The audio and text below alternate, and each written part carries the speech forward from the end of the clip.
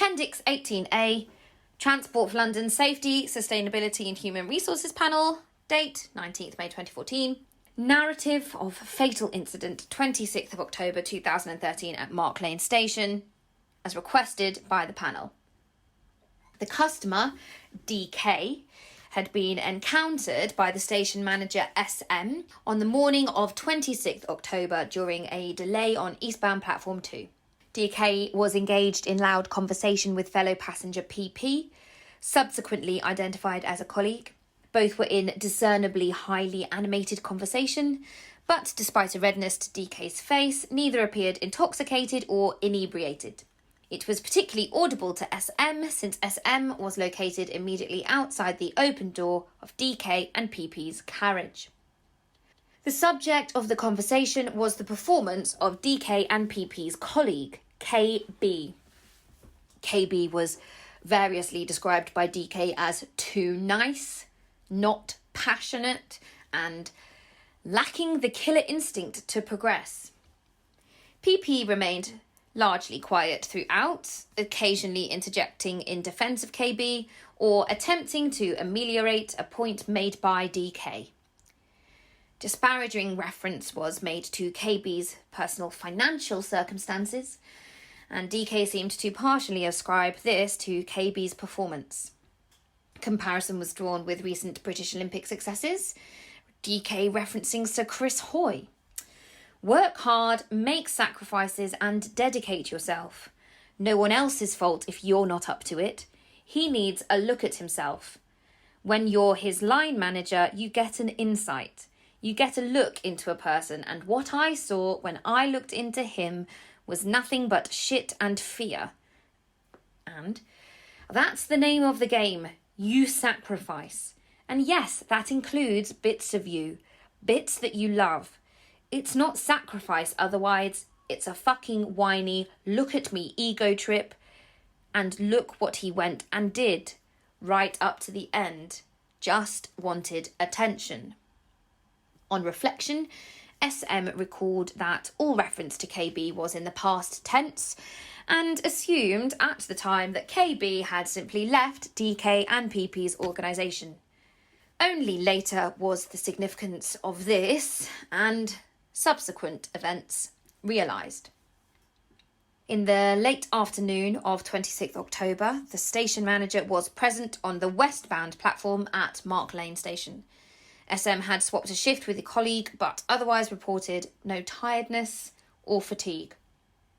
Delays on the westbound service had largely been resolved and capacity was high, as was typical for the service at that time.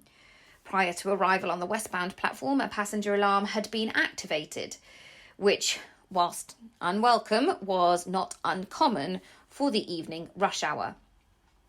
On arrival, the sick passenger disembarked and was recognised as DK from the conversation earlier that day. DK was able to stand, but immediately seated himself at a bench along the wall of the station, holding himself very straight against the wall as if to be as far from the train as possible. SM further observed DK was extremely distressed, but other than breathing very heavily, did not appear to be exhibiting physical pain. DK's breath smelt somewhat of alcohol, but not to a level that suggested extreme drunkenness. DK had scratches down the right side of his face, seemingly caused by his own fingernails, which were bloody. No other passengers reported a physical attack by or upon DK, although it was commented that he seemed to be having a seizure. For purposes of recording for emergency services, SM activated radio, and the conversation with DK was recorded by Mark Lane Station Control. SM: Sir, are you all right? DK: breathing heavily, no response. SM: Sir, can you tell me if you're okay? Do you want me to call an ambulance? DK: no, fuck off. I'm all right. It's just someone fucking with me. fucking stalking me on the train and fucking me about. SM, were they threatening you? If they were threatening you, I can send a message to the next station. So, DK, no, I don't let people threaten me. I don't let that happen, okay? I'm not a victim, yeah? SM, okay. DK, I'm not. SM, okay. DK, you saw it, right? Before the train left, right in the door, looking at me. SM, who? DK, fucking who? SM, who was it? DK, fucking gooning at me with his inaudible, fucking useless you are. SM, I want to help you, yeah? Now, can you tell me who? DK, well, normal height, bit short, average looking, face is too small, know what I mean? SM, right. DK, like dark hair, normal haircut. SM, eyes. DK, no. SM, what colour were this person's eyes? DK, nothing. SM, I don't understand. DK, eyes were just nothing. I don't know. There was this stuff coming out down the face and into the mouth. Fucking disgusting, but no one else could see it. It was right up against this tall guy's back and I could see all this fucking eye shit dribbling into his shirt, and the mouth was open but it was wobbly, and I saw a tooth catch on the tall guy's shirt, but he didn't notice. He had no idea, and I'm about to say something because it's fucking disgusting, but then I realise who it is, and I don't want it to look at me. I know if I say anything, it'll know I'm there. I don't want KB to look at me. SM, why don't you want them to look at you? DK, because KB is dead and KB is gone and spirits are not real and they are bullshit, yeah? Do you understand? Am I speaking fucking Japanese? SM, I understand you. DK, I'm not fucking mental. I am not a mental case. SM, I don't think that.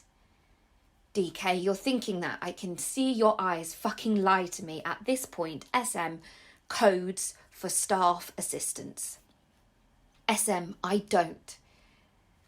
DK, it fucking saw me. The train wobbled and its fucking head swung and it saw me. And it starts coming towards me through the people. I don't know how. Fucking sardines. I couldn't see its body or its legs, just this head and this arm moving along the bar with these bits shredding off like pork. Fucking KB smiling with this wide open mouth, and inside the mouth it's just black. It's a fucking void, and it's pushing its way between all these people, and none of them do nothing. This dude's beard was in the mouth. He must have known, but it was like it wasn't there. Except for me. And I'm trying to tell people it's there, and they're just looking at me like I've got the problem. They all just ignore KB or what the fuck it is, and they're telling me to cool it and calm down, and I'm just boiling over, and I press the alarm because I have to get away from these cunts and chill out, and he hyperventilates. SM, okay, I think you might be having a panic attack. DK, I do not panic. Nothing to panic about. KB isn't real. I'm not going into his black hole. Can't make me. At this point, Mark Lane Station's deputy manager, DM, arrives and SM steps away from DK to update them. Mark Lane Station CCTV shows DK staring straight ahead, then glancing quickly to his left, darting across to the platform edge and down onto the track. He moves into the tunnel. His leg brushes against the third rail. SM codes for passenger incident, and the station is immediately closed for emergency service response. DK is later revealed to have died almost instantly from electric shock. Subsequent fatal incident review concluded that SM and DM had acted properly and could not have foreseen DK's actions. It was also noted that KB had recently died after suffering a prolonged period of work-related stress, and that DK had attended an organisational commemoration earlier that day.